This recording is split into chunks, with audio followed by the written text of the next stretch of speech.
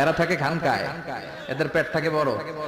দোদেল বান্দা কালমা চোরে না পায় শ্মশান না পায় ঘোরে, দিন থাকিতে আয়রে পথে ছাইড়া দে ভণ্ডামি। না জানি কত শত পাপ নিয়ে চলে গেল ভণ্ডপীর দেওয়ানবাগী, আর শত শত পাপের কারণেই কিনা তার মৃত্যুর খবরে গোটা দেশবাসী ইন্নালিল্লাহির বদলে আলহামদুলিল্লাহ বলছে। অথচ বহুদিন আগেই তাকে অন্ধকার জগৎ থেকে ফিরে আসার আহ্বান করেছিলেন এই সময়ের সবচাইতে জনপ্রিয় আলেমে দিন মাওলানা মিজানুর রহমান আজহারি সাহেব। একটি ওয়াজ মাহফিলে মিজানুর রহমান আজহারি দেওয়ানবাগীকে এই আহ্বান জানিয়েছিলেন, ভণ্ডামি ভণ্ডামি ভণ্ডামি, ছাইড়া দে ভণ্ডামি।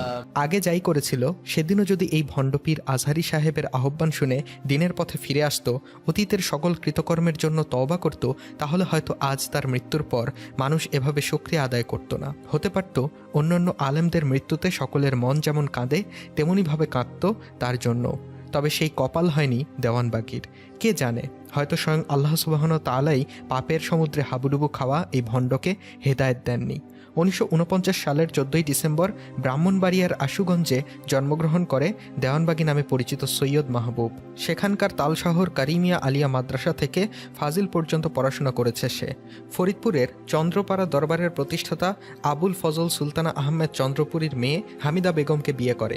এর কিছুদিন পরে নিজেই নারায়ণগঞ্জের দেওয়ানবাগ নামের একটি স্থানে আস্তানা তৈরি করে। সেখানে নিজেকে সুফি সম্রাট হিসেবে পরিচয় দিতে শুরু করে। সেখান থেকেই তার নামের সঙ্গে দেওয়ানবাগী শব্দটি যুক্ত হয়। দেওয়ানবাগী পীর রাজধানীর একটি বেসরকারি হাসপাতালে ইন্তেকাল করে।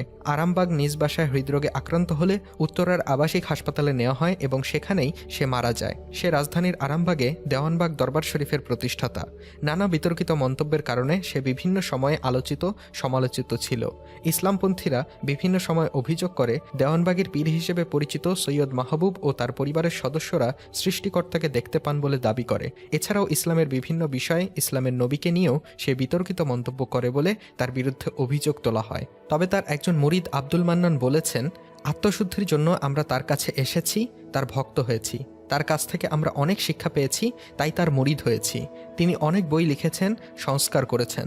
ধর্মীয় নেতাদের অনেকেই তাকে নিয়ে বিতর্ক তৈরি করার চেষ্টা করেছে, কিন্তু আমরা মনে করি তার অবস্থান সঠিক, সেজন্য সাধারণ মানুষসহ বিভিন্ন শ্রেণী পেশায় তার অনেক ভক্ত তৈরি হয়েছে।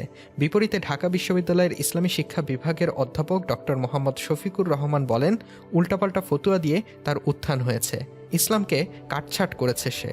তিনি বেহেশত দিয়ে দেবেন, আল্লাহকে দেখেছেন, এসব বলে মানুষকে ধোঁকা দিয়েছেন। আসলে মানুষ তো অন্ধভক্ত। বাঙালিরা অনেক বেশি হুজুগে নামছে, এই জন্য তার ভক্ত হয়েছে।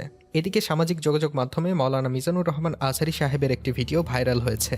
সেখানে একটি মাহফিলের বয়ানে তিনি দেশের ভক্তপীরদের উদ্দেশ্য করে অন্ধকার জগৎ ছেড়ে দিনের পথে ফেরার আহ্বান জানান। সেখানে বড় পেট উল্লেখ করে বিশেষ করে ভণ্ডপীর দেওয়ানবাগীকেই ইঙ্গিত করেছিলেন।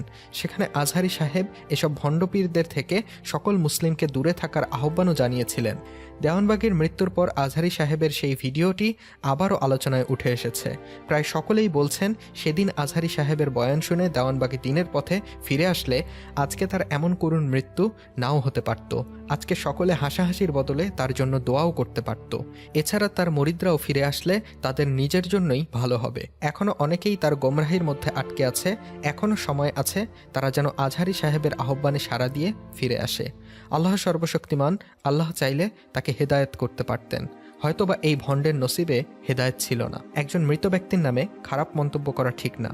পাপ পুণ্যের বিচারের মালিক মহান আল্লাহ, জান্নাত জাহান্নামের মালিকও মহান আল্লাহ। দোয়া শুধু একটাই, আল্লাহ তাআলা যেন আমাদেরকে এমন ভণ্ডপীরের থেকে হেফাজত করেন। আমরাও জীবনের বাকিটা সময় সেই চেষ্টাটাই করে যাব ইনশাআল্লাহ। ভিডিওটির কমেন্ট বক্সে সকলেই ইনশাআল্লাহ লিখুন, পাশাপাশি জানিয়ে দিন আজহারি সাহেবের বক্তব্য নিয়ে আপনার মন্তব্য। সেই সাথে ভিডিওটিতে অবশ্যই একটি লাইক দিন ও অনেক অনেক শেয়ার করুন। আরও এমন আলোচিত বিষয়ে নিত্য নতুন ভিডিও পেতে আমাদের চ্যানেলটি সাবস্ক্রাইব করে আমাদের সাথেই থাকুন। এখনকার মতো এখানেই শেষ করছি। ধন্যবাদ সবাইকে।